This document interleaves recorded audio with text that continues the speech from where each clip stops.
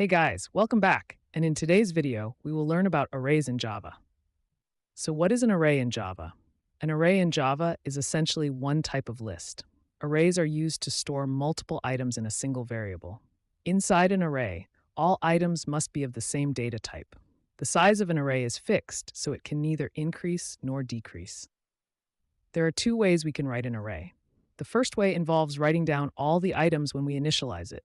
The second way involves only initializing the array variable and using it to store items later on in the program. We will start with the first way. To write an array at once, first write the data type of the array as if you are writing a normal variable. However, follow your data type with a set of straight brackets. The straight bracket tells the computer that we are dealing with an array. Then pick a name for your array variable. Next, write an equal sign and write a set of curly braces. We will write our list items inside the curly braces. And finally, when writing your list items, make sure that each element matches the set data type and that they are all separated by commas. That's the first way of writing an array in Java.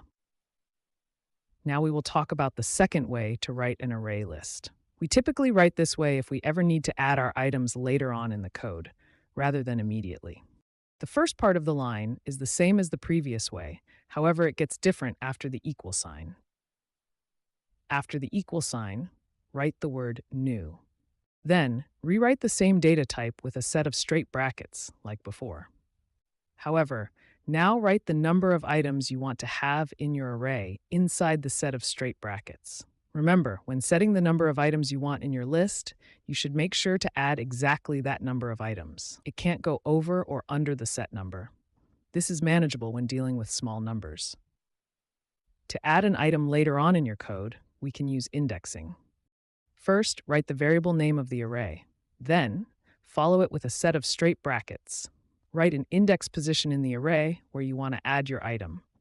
And finally, write an equal sign and set it equal to an item matching the same data type. That's how you add an item later on. That's it for today. Like and subscribe, and as always, thanks for watching.